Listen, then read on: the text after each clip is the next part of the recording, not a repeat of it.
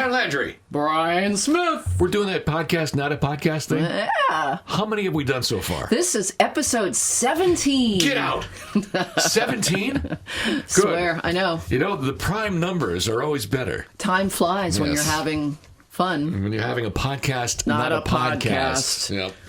So, one more time, as we do whenever we start our new episode, our email address. Yeah, how do you get in touch with people these days? Email us at icecreamsodact@gmail.com. Or you can go on to YouTube. That's where our podcast, Not a Podcast, lives. Not a heck of a lot of video these days, but at least you get the audio. Go to YouTube. It's Ice Cream Soda CT, all one word. Hit that in the search box, and then our channel will come right up. And make sure you subscribe to it. It's free. And we have quite a few subscribers now, but of course, we always need more. We need you. Me? I think I subscribe to it. Well, not you, but you. How much does it cost to subscribe, Pam? It's free. What? Nothing. Zero, zilch, nada. All right. So let's send a letter to corporate and find out how to fix that. So weather-wise, Brian, we're expecting some heavy rain midweek, maybe another nor'easter, then mixed clouds and sun with highs in the 60s for the rest of the week, maybe some afternoon showers on Sunday. Have you noticed a lot of people are talking about squirrel action these days? I've seen a lot of squirrels running around lately. A lot of people are saying, the squirrels have been overactive. It means we're going to have a bad winter. And they say that every year. They also say it's going to be the worst flu season ever, and the allergies are worse than they've ever been in the history of allergies. Every year. Do you get a flu shot? I certainly do. Oh, you do? Guess you don't. I don't. It's not that I have anything against them. But I just already don't got get the mine. flu shot. Really? Why don't you get one? You know what? You're a baby. I don't like needles. Like I do. Well, have you seen the size of those flu shots? It doesn't The hurt. needle is the size of a bathroom plunger. It goes in one side of your arm and out the other sometimes. That is not true at all. Okay. It makes you feel like you got punched in the arm for about a day. Oh, but no kidding. Better than what the flu makes you feel like. Does it make you sick? Does the shot make you sick? Absolutely not. Okay. It doesn't, and it doesn't mean you're not going to get the flu, but if you do get the flu, it's going to be a little bit less bad than without the shot. I just, I see all those pictures and hear all those stories about all those musicians and artists in a gallery someplace with the rope around their arm and they're just sitting around, No, that's high. that's not a flu shot. What do you mean? That's something different. Oh. Brian, coming up on the show today, episode 17, we've got some great guests. No kidding. Anybody with food? Well, one will talk about food, sort of, kind of. We have Kelly from Kelly's Cone Connection. Great. Now, do we have anybody that's going to do anything about music? Yes, we have Steve Cooper from the Milford Performance Center. Oh, that's great. And while we're down in that part of the state, do we have anybody who can talk about ghosts? Yes, we have Cindy Boynton from Spirit of Milford Ghost Walks. How did I know that? You're good. That's great. Everything you want and more in episode 17. And it's written right down here on my cue card. Hey, speaking of Kelly and Kelly's Cone Connection, Whitney Avenue in Hampton, we were there this past week on, I think it was last Wednesday. We were there to help support Paint Hamden Pink and making strides against breast cancer. Yeah, it was really fun. It was a celebrity scoop event. And we got the scoop ice cream. We did. It was terrible. I didn't drop any. There are pictures on various Facebook pages. And we made the front page of the New Haven Register. We did. Yes. Out of my way. Yeah. Superstar. Yeah. So we checked in with Kelly to see what she had to say about the event. Hi, Pam and Brian. I just want to thank you for participating in our Paint Hamden Pink fundraiser. We raised a lot of money for making strides against breast cancer. It was a huge success. I would also like to thank Keith Coons and Ashley Baylor from Channel 8 News, Senator George Logan, Mayor Kurt Lang. We had a great night, and thank you for everyone who came by for ice cream. There's still a lot of events going on for the rest of the month, so please check out the Facebook page of Paint Hamden Pink. Have a great day. That's Kelly from Kelly's Cone Connection on Whitney Avenue in Hampton. It was great to be out there last week to see a lot of our old friends. We did. We saw a lot of people. Yep. People who know us from all the radio stations we've worked at. Yeah, so thank you for coming if you did come out. It was wonderful. Wonderful time. I gotta say, it was a great time to be there. Mayor Lang did a great job. Mayor Lang, it was scooping ice cream. And we found out the next day was his birthday. That's right, too. because people came by and sang happy birthday to him. And to Veronica, Julia, and Jasmine, who were working behind the counter, very patient people because They had to deal with us. they had to say, the vanilla's that one, the chocolate is that one. So, Brian, this Sunday is the Making Strides Against Breast Cancer Walk. That's at Lighthouse Point Park. Check-in's 10:30 and the walk starts at 1. And if you want to find out more information about that, go to the Facebook page for Paint Hamden Pink. So, Brian, it is time now for Celebrity Birthdays. Really? And do we have a song for that? This weekend Celebrity Birthdays. Oh, that's great. I love it. I like that we spent so much money on that.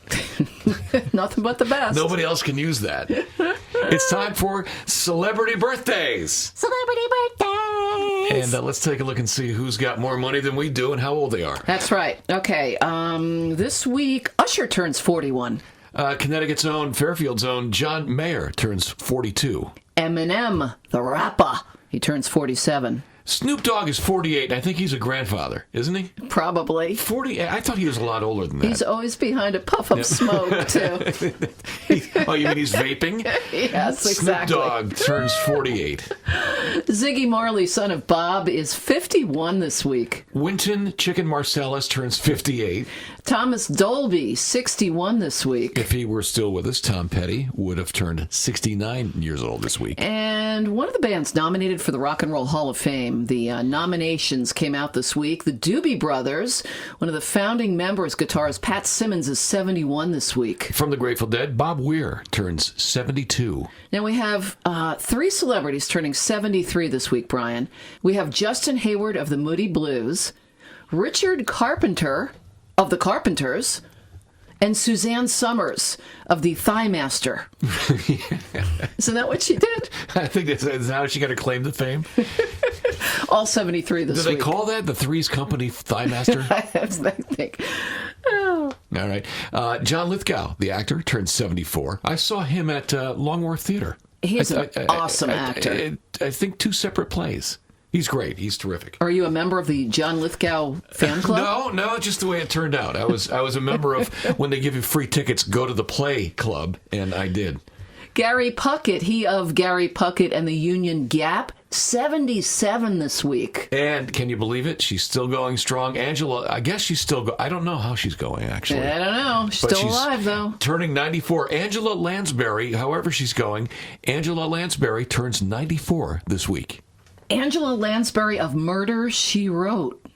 What's coming up next, Pam? It's time for stuff that happened this week in music history. I wonder if we have a song for that. Let me go through our archives here. Oh, what? And I press this. I'll press this button. Some stuff that happened this week in music history. That's great. I enjoyed that one. I think we're going to have to pay those singers I extra. think it needs more cowbell. So where shall we start? Give me a year. 1957, before we were both born. Make sure it's on the cue card. All right. 1957, Pam Landry says. And here we go. Although it was banned by some radio stations in the United States for its suggestive lyrics, really? The Everly Brothers had their first #1 hit with their song, Wake Up Little Susie. Mm-hmm. It was suggestive back in 1957. Of course, I'm going through the lyrics in my mind now. Well, they were out late, they fell asleep, and people will talk. Oh, really? Like on the front lawn? Okay. This week in 1964, Manfred Mann started a 2-week run at #1 on the U.S. chart with Do-Wah-Diddy-Diddy. 1966, the Four Tops started a 2-week run at #1 with Reach Out, I'll Be There. This week in 1968, the Jackson 5 made their national TV debut on ABC TV's Hollywood Palace. This week in 1969, the Temptations scored their second #1 single with Can't Get Next to You. And the Jackson 5 again. It was this week in 1970. They started a 5-week run at #1 with I'll Be There. This week in 1972, Michael Jackson went to #1 on the singles chart with Ben, the song about the rat, in his first solo #1. Apparently, this was a good week in history for the Jackson 5 and Michael I guess Jackson. so, yeah. Was Ben really about a rat? It Was was. it really? I know it was from the movie. Not but my I wasn't favorite sure. Michael Jackson song. Nah. This week in 73, Rolling Stones had a #1 with Angie. And this week in 1976, Stevie Wonder's Songs in the Key of Life went to #1 on the United States album charts. That was an awesome album, by Still the way. sells a lot. Okay, 1 year later, 1977 this week, Debbie Boone started a 10-week run at number 1. I guess no songs were coming out for 10 weeks. You Light Up My Life. How does that song go? Google it.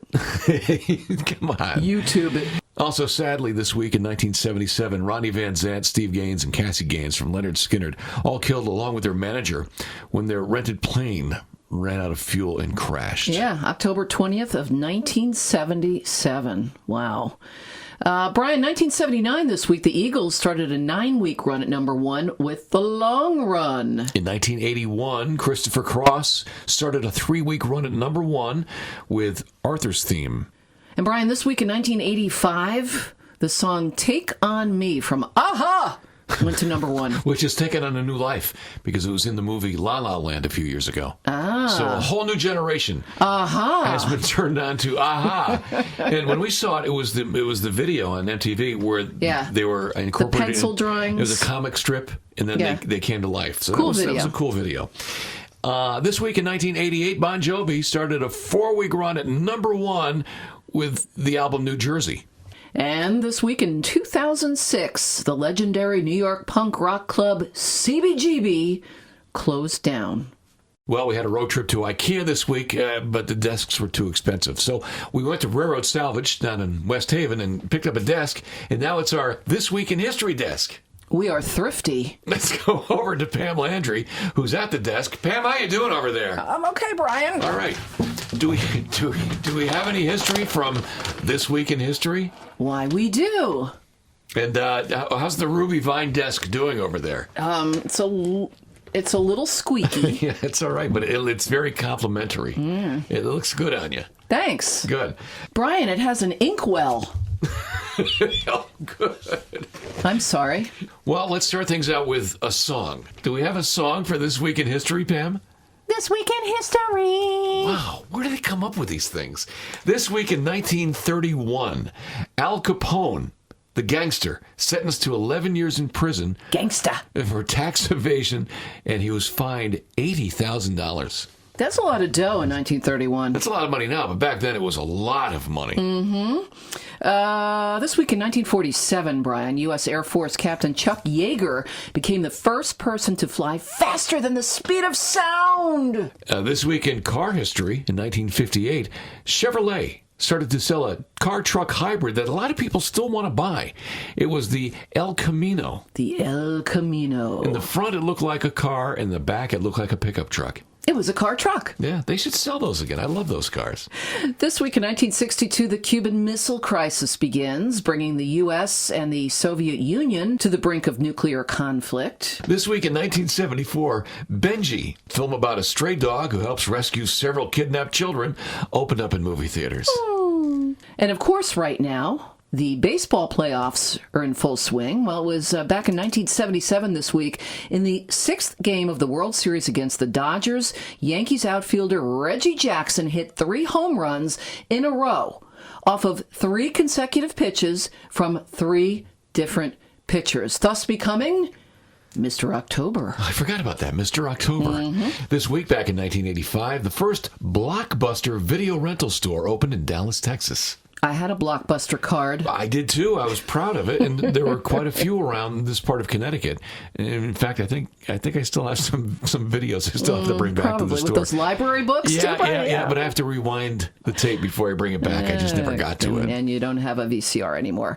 No. This week in 1987, 18-month-old baby Jessica McClure, rescued after being trapped for 58 hours in an abandoned water well in Texas. And if you weren't around for that, this gripped this country. This was on the news. Yeah, it was on TV. All day as people tried to rescue the girl in the well. It certainly was. And where was Lassie? Where was Lassie when this was going on? And speaking of TV, Brian, it was this week in 1988 that Roseanne premiered on ABC.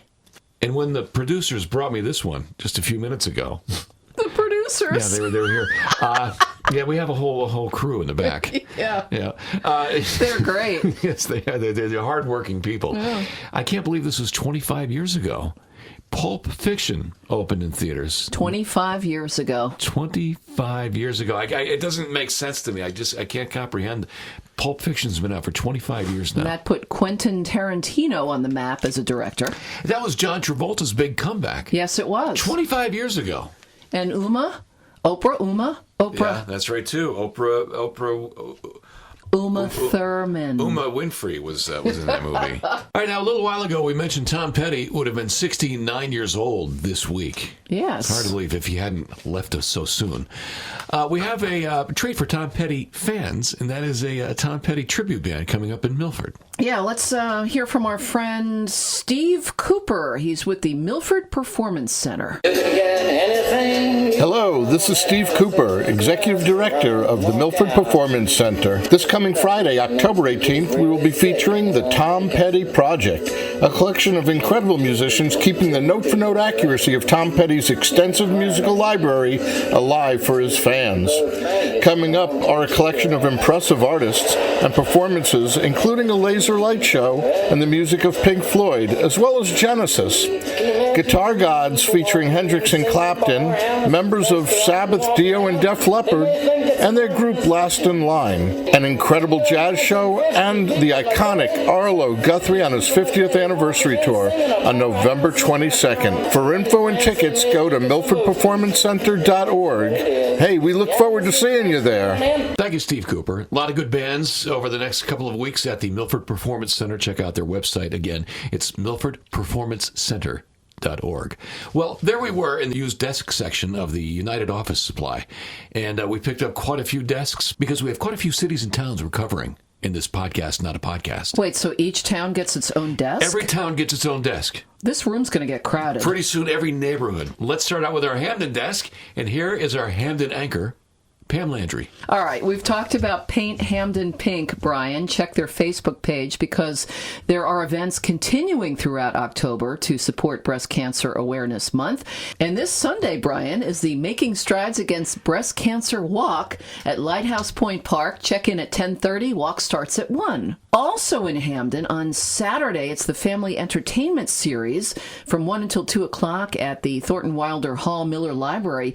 This is put on by the Hamden Arts Commission in collaboration with Arts for Learning CT, and they're presenting a musical group called Sirius Coyote. You can get tickets cash only at the door. Now for our next update, we head up Route 10, where our Cheshire desk is sitting right in front of the Big Y. So while we wait for that to come into the studio, let's go over to Pam Landry and find out what's going on in Cheshire this week.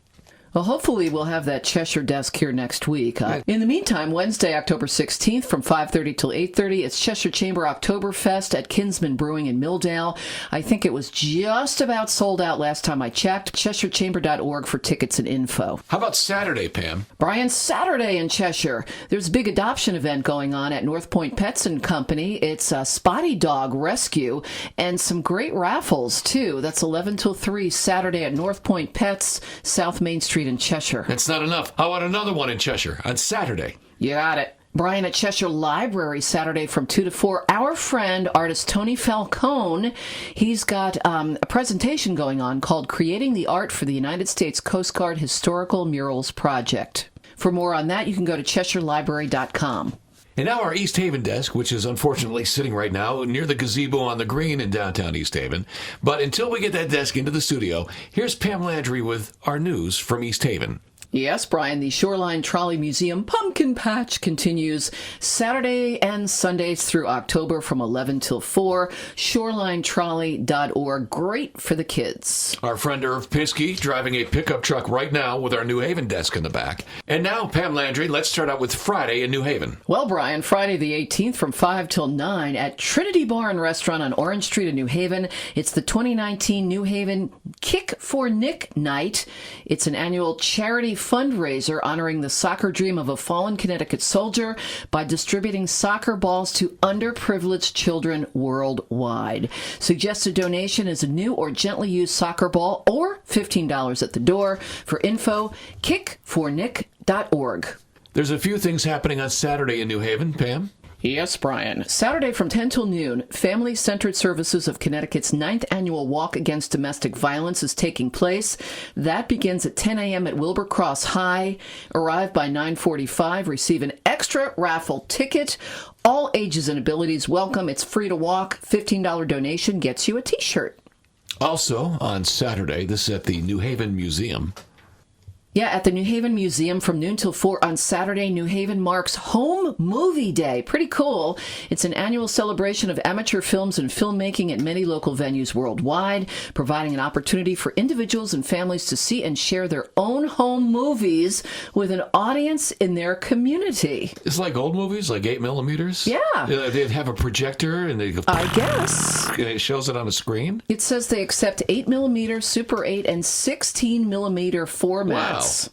Yeah. That's very cool. Do they have somebody from the AV team in there to make sure that the big reel doesn't fall off like it used to in school? I'm hoping. You can drop off your contributions between noon and 2 o'clock, and the screenings will happen between 2 and 4. It's free, and it's Saturday at the New Haven Museum. And now, on the big screen. We also have a kind of an art festival happening in New Haven this coming Saturday. Yeah, also Saturday from noon till 4. It's the 4th annual New Haven Chalk Art Festival. That's at Broadway Island, 56 Broadway, and also the Sidewalk Outside Yale University Art Gallery family-friendly event. And free chalk for the first 150 participants, as well as live music, and it's free. Now we pack up our El Camino and drive up to North Haven, where we've got some events happening this weekend. Put. And we stop at an adoption event at PetSmart, Brian. This Saturday, the 19th in North Haven at PetSmart on Universal Drive, Halfway Home Rescue has a pet adoption event from 10 until 2. And there's music in North Haven this weekend. North Haven Library, Saturday at 2 o'clock. There's Saturday Concert Series. Concert features award-winning choral and jazz ensembles from North Haven High School. And now let's go north of the tunnel and find out how some of our favorite people are living in Woodbridge. Oh, the trees are lovely this time of year. This Friday, Brian, at the Massaro Community Farm on Ford Road in Woodbridge, a 1-mile pitch-dark forest trail with thrills and chills waiting inside. So they have 2 walks. They have the Walk for the Fearful from 5 till 7. Which is, That's there's, nice, yes. There's still a little bit of daylight. Right. It's not quite as scary. Right, you get flashlights and you get to bring a phone. And then Walk for the Fearless takes place between 8 and 11. That will include more spookiness and scariness. And the walks are $5 per person. Make sure you go to the bathroom before you go out on that walk. Also in Woodbridge on Saturday. Yeah, Saturday morning, bright and early, 7:45 till 11, the New Haven Bird Club has their fall walk along the West River, Bethany, and Woodbridge. Sounds like a lovely way to start the morning. You can meet at Lake Bethany Regional Water Authority parking lot area on Hatfield Hill Road in Bethany. NewHavenBirdClub.org for more info. Thank you, Pam Landry. That's a lot of traveling and a lot of events happening this weekend, and we just digested it and put it all into one nice package for you. Yum, yum. And finally, if you want a big helping of scariness with a little bit of history mixed in, it's time for a scary walk in Milford. Oh, Friday, Saturday, and Sunday through November 16th, you can take a 90-minute Spirits of Milford ghost walk through downtown Milford. Whoa. And here is our friend Cindy Wolf Boynton to tell us more. Hey, Brian and Pam. Hey, do you hear that? I'm actually in downtown Milford right now, and what you're hearing is one of our ghost meters going off like crazy. The meters detect changes in electromagnetic energy. We carry 7 or 8 of them on every Spirits of Milford ghost walk, and this beeping, along with some crazy orange lights, they're what happens whenever there's a surge of energy on our ghost walks. And then we usually stop and take photos and try to see what's going on there along the Spirits of Milford Ghost Walks route, which consists of a loop through downtown Milford. We start at the Hotchkiss Bridge behind the Milford Public Library, and we end inside Milford Cemetery. Actually, this past weekend, we had a super freaky experience in Milford Cemetery. I had just finished telling the last story of the night and was answering questions some of the people were taking photos, and then all of a sudden 5 or 6 of their phones went off and began to reset themselves all at the same time, and they all had different carriers. Every ghost walk is a great time, and right now is prime time. They are appropriate for all ages. The walks are a little more than a mile, but we follow sidewalks because one of the goals is always that none of our ghost walkers actually become ghosts. All the details about Spirits of Milford Ghost Walks, including the link to purchase tickets, can be found on our website, which is spiritsofmilford.com. And oh my gosh, it looks like the ghost meters are going off again. So thanks, Brian and Pam. Sending it back to you, and please come ghost walking with us soon. That is Cindy Wolf-Boyden. She is the narrator and your tour guide for the ghostly walks in Milford. You can find out more. And Pam, what's that website? That is spiritsofmilford.com. Well, we still have some more time between now and Halloween, but I know there's a lot of Halloween parties coming up this weekend. So we thought we'd perform a public service and go out. Is that what this is? Yeah. Well, better public service Okay. would be if we never did anything.